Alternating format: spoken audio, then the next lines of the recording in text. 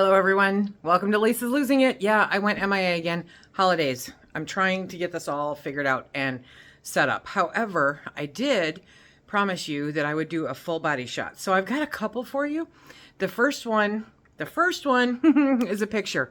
I went and cleaned the closet some more and found, I don't know, 6 pairs of jeans that legitimately I have not been able to wear in over 5 years, okay? Over 5 years. I don't know exactly when I put them away, but over 5 years. They're size 22. And yeah, so this is that picture.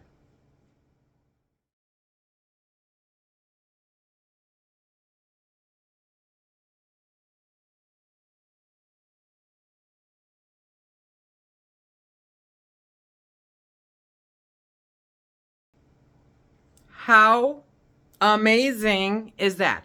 I know. Okay, so Angelina Jolie will never have any concerns about me taking her spot. Right, but I fit into jeans I haven't fit in over 5 years. I'm so excited. So I am 10 weeks post-op now. I have lost a total of 37 pounds. I had a doctor's appointment this morning and we kind of went over some stuff. And she's just my primary care, but she's also a bariatric patient. And so we went over a few different things that I wanted to share with you. I see a lot of posts from a lot of different people on TikTok and different places in the support group and that kind of thing, where they're like, literally today, one came up, bless her heart. She said, you know, I'm 2 months post-op and I've lost 60 pounds. And I'm like, I'm 10 weeks post-op and I've lost 37. What? Right? So, you know, you feel kind of a little defeated. It's normal. But according to my doctor, I'm averaging 10 pounds a month, which is exactly where she wants me to be. She says, that's exactly what you want to do. You don't want to lose it too fast. She goes, you're doing everything right. Don't worry about it. So my protein, I'm hitting no less than 100 grams of protein a day, typically over. And my carbs, just as a way to kind of measure them, I never let my carbs go over half of my protein. So if I have 100 grams of protein, I only have 50 grams of carbs, okay? And so that's kind of the way I'm controlling the carb intake. And I'm averaging 60 plus ounces of water every single day. I've only done the one reset, which worked out really good, but I want to tell you about a few things. But first, let me show you. Can I do this without killing myself? I don't know. I can't. Okay, hang on. I have to back you up here. Okay? Hi. So this is me. This is me. Now, the girls are always going to be here, right? But I can tell you this right here, very deflated. Very deflated. And the girls, they're hanging low, you know? But found my hip bone. I found my hip bone. Hello. And that whole pouch, you know, is seriously deflated. I was in the shower and I went, check that out. I even came out to Phil. I'm like, dude, grab that. Okay, first of all, I've never said that in my life to anybody, but I'm like, grab that. There's like, it's deflated. There's nothing in there anymore. So I'm like doing a little happy dance, right? I'm very happy about all of that. Is it coming off as fast as I want? Of course not. This is not an instant fix. This is a lifestyle change, and we're going to talk a little bit about that lifestyle change. We made it through Thanksgiving. I was going to do a meal prep for you guys, but I realized I'm literally having turkey. That's all I'm doing. So I cooked a turkey and stuffing, and I'll have you know I make darn good stuffing, okay? So stuffed the turkey, you know, the stuffing in the bird, baked it, all of that fun stuff. And it cooked up beautifully. So my favorite part of the stuffing is always the crunchy part outside the bird. And when I was getting everything ready, I'm like, okay. And I looked at the stuffing and I went, I have to taste it. So I took a little chunk of it off, put it in my mouth and went, oh my God, that's so good. That's so good. Okay. And so then I took another little bite and then I took another little bite. Now, I'm talking little bite, okay? So then I went and I had a little bit of turkey and a little bit of gravy. Not nearly 3 ounces. And I'm like, okay, that stuffing took up some room, so I'm done for the night. In the meantime, Phil's got stuffing and gravy and the whole deal. And I'm like, okay, big deal. I'm full. I know I'm full. And if I get too full, I go into sneezing fits and hiccuping fits, and my nose runs like I'm leaking my brain out. I mean, it's just really bad. So I don't want to do that. But later on, when I went to pull everything apart and debone the turkey and everything, I took another little bite of stuffing. I'm like, oh my gosh, it's so good. Now, push come to shove, comparison to last year's Thanksgiving and this year's Thanksgiving. This year's Thanksgiving does not even register against what I normally would have eaten last year, okay? Last year, I would have had mashed potatoes. I would have had stuffing. I would have had turkey. I would have had gravy. I was less interested in the turkey than I was in the mashed potatoes and the stuffing and the gravy, right? And, all the stuff that goes with it. So it really, I ate nothing compared to that. But I felt so guilty. So very guilty. And it was like, it's literally not even a piece of bread is what I consumed. I didn't even consume an entire piece of bread. But I felt horribly guilty about the whole thing. But as I've stated in the past, maybe not here, but to people that I know, is that there's something about carbs, something about bread, okay, that triggers me, and I don't have an off switch. And so I found myself back later on that night eating another little couple pieces, and I'm like, okay, this has to stop. This is where issues come in. I need to eat 3 meals a day and a snack, okay, and leave it at that. So I'm aware of it. I'm on top of it. I'm aware of it. And very conscious of how I'm feeling. Now, I did find out today that dumping, I always thought dumping, which if you eat sugar or something like that, right, it'll make you throw up. I did not realize it could go the other way too. And it's not just for sugar, apparently. So later on that night, because we eat Thanksgiving very early, later on that night, I'm having a little emotional tug of war with myself.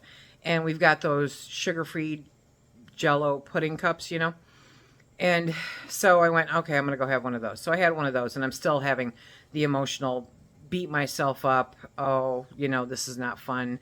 And just basically whining to myself in my head. And so I said, you know what? I'm going to go have another one of those Jell-O cups. Maybe that'll make me feel better. When in your life, Lisa, has that ever made you feel better? Never. Not once. So I went and ate it. And towards the end of it, I went, whoa, okay, this may be a bit much. This might be a little over the top. Yeah. So for the next, 4 or 5 hours, it was all coming out. Colonoscopy ready. It was not good. My doctor informed me today that that's also considered dumping syndrome. Well, isn't that nice to know? So apparently, 1 pudding cup is good. 2 is really a very bad idea. I can say that mentally I'm off pudding cups, kind of like I am eggs right now. I'm just not willing to go that route again. So I have reined it back in. I'm doing good. I'm drinking my water. I'm eating my protein. I am not eating the extra carbs. I'm not doing any of that stuff. And we're gonna make it. We're gonna make it work. Working out. Yeah, haven't gotten there. But I did just get my part-time job out of my dining room for the most part. So I have room again to really whack the balls and hit the orbs and box and do all that other stuff. So that's happening today as soon as I get some work done. And we're doing our due. We're doing our due. So that is a full body shot for me. And that is where I am with this. The emotional, and I don't know if it's emotional or just plain mental. There's probably a difference, right? But kind of sitting back, mourning a little bit the activity. And I notice it when we go out, and we're not going anyplace, but when we would leave the house to go do things, it would become kind of like an event because truthfully, I prefer just to stay at home.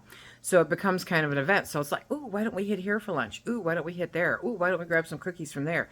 And we don't do that anymore because we can't.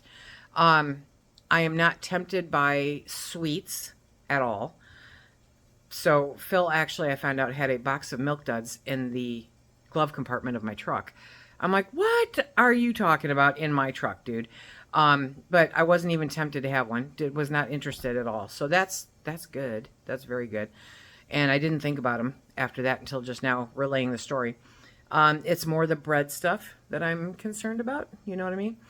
So, talking to my doctor, I'm doing good. I'm doing exactly the way that I should be. I'm not losing too fast, but doing some kind of exercise will definitely increase, the amount lost. I have to expend the calories that I'm taking in. So at 10 weeks post-op, I'm averaging no less than 100 grams of protein. And I'm not kidding. Seriously, it's normally like 115, 125. And no more than half of that number in carbs. But my activity level, while it is up because I'm not being winded, walking across to the chicken coop, I'm helping out with stuff that I didn't help out with before because it would just wipe me out. I'm doing more. I'm feeling better. I feel like my old self. I can sit with my legs crossed, which she informed me today is not good for my back, so I'm like, okay, fine. I'll just do it every now and then, but I'm doing more, and so I'm feeling better, but I need to add more activity in there to burn off the calories because my calorie count is creeping up, and it's around 1,000 to 1,100 calories a day, pardon me, that I'm taking in.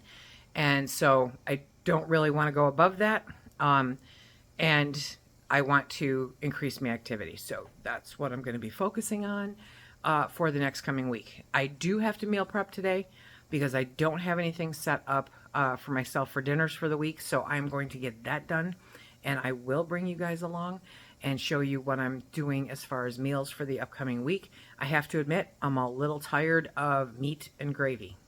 I am. So I'm going to try to think up a few different things and see what kind of trouble I can get into.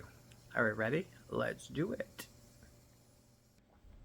So this is what I'm having for dinner for the next 5 days. Yes, ladies and gentlemen. Okay, so we have some boneless, skinless chicken breast, white chicken breast here. And we have and it's 2.5 ounces. We have 1/4 cup of fat-free refried beans and 1 ounce of shredded cheddar cheese. And we have 2.5 ounces of sweet potatoes. So that's what I'm having for dinner every night this week. The repetition doesn't really get to me unless I do it for, like a month straight. But I haven't had this combination in quite a while. For breakfast, I literally have 16 ounces of coffee with protein powder in it. It's a cafe latte premier protein powder. And I love it. It just tastes so good. I love my coffee. And you do have to beat the heck out of it though, so that you're not chewing on pieces of the powder. It's kind of gross. Anyway, but if you mix it right, it's really, really good. For lunch, I will typically have a protein shake, Fairlife, either just the regular chocolate one or the core one that has 42 grams of protein. If I'm still feeling hungry, I have become slightly addicted to these Vital Proteins and Jennifer Aniston. I don't care about the Jennifer Aniston part, but you can get these at Sam's Club. They're not cheap, but when you consider, it's a whole meal. It's 14 grams of protein and 170 calories. So I may stick one of those in if I feel like I'm not full enough. I have not really incorporated a whole bunch of other vegetables at this time because I'm not a cooked vegetable kind of person and I'm cold. So salads are not going to be something that I do for a little bit. But I am cleared for bread, not really interested. I found out that it does trigger me wanting to eat more of it, so I'm not doing that. But I do have some low-carb tortilla wraps, so if I get really bored at some point during the week, I will mix the chicken and the refried beans and the cheese together and put it in half of a tortilla wrap, and that will fit with what I, want to intake. My typical intake in a day is probably about 120 grams of protein, 60 grams of carbs, and 1,100 calories. That's what I'm taking in right now. And it's kind of a mishmash of, protein stuff and real food. The coffee is my breakfast in the morning, so I'm really happy with that. That works for me. For a little while, I was having like Melba toast with it, but it got too comfortable and it has too many carbs, so I didn't want to do that anymore. So I'm taking a little break from that. But tonight, even though I've prepped all of this, okay, tonight I'm going to try to have an egg after the egg-tastrophe. So I'm going to have myself a poached egg with some Melba toast and some cooked bacon, like really cooked bacon. And Phil's having breakfast for dinner too. So that's a nice change up. But for the rest of the week, this is what I'm doing because I can't exactly meal prep, breakfast like that. But this I can do. It's easy. It's done. I don't have to think about it. And I've got a pretty busy next 5 days coming up. So this fits perfectly. So this is my check-in for Lisa's Losing It. Sorry I was gone for so long. I promise I will be back on a regular basis. Until next time, everybody, have a great day.